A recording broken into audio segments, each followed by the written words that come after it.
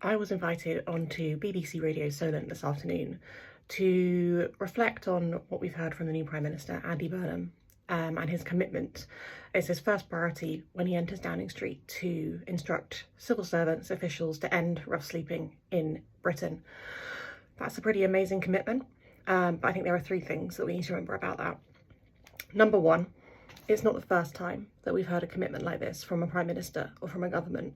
I would say every successive government in the last 10 years has committed to ending rough sleeping. And that's ambitious, it's laudable, but it's also incredibly challenging. Andy Burnham has made a good start on that in Manchester, Greater Manchester, but he will have found from that experience that it's very difficult to eradicate rough sleeping. Not to say it can't be done or that we shouldn't attempt to do it, but it is a big challenge. So that takes me on to number two. The second issue is that we need money to deliver on an ambitious goal like that. The homelessness sector has been cut to the bone since 2010, and we haven't seen real terms uplifts in funding for services since then. And so what the Prime Minister and his team need to do is not only provide that money for the homelessness sector to get on and do the job of supporting people away from rough sleeping into safe, sustainable, independent living, but also to invest in all of the other policies and areas of people's lives in which they need support to avoid reaching the crisis of rough sleeping. Rough sleeping is not an isolated incident. It is the result of years of challenges and poverty and social exclusion, which leads people to crisis point. And so we need to see joined up investment in the homelessness sector, but also in early years education, in school exclusions, in mental health support, in county lines, tackling county lines, in the criminal justice system, in youth unemployment.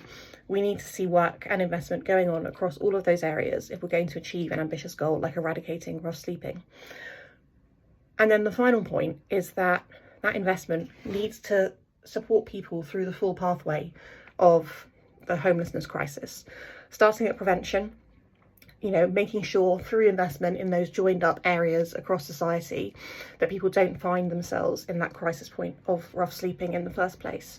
We need to accept that people do reach crisis though, and ensure that we're continuing to provide targeted support for people at that really sharp end of homelessness.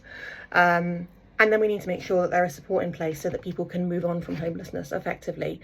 Andy Burnham's previously talked about Housing First, a model which he's really interested in and has proven very successful in other countries, which would be great to see more of. But he's also talked about council housing and the importance of council housing.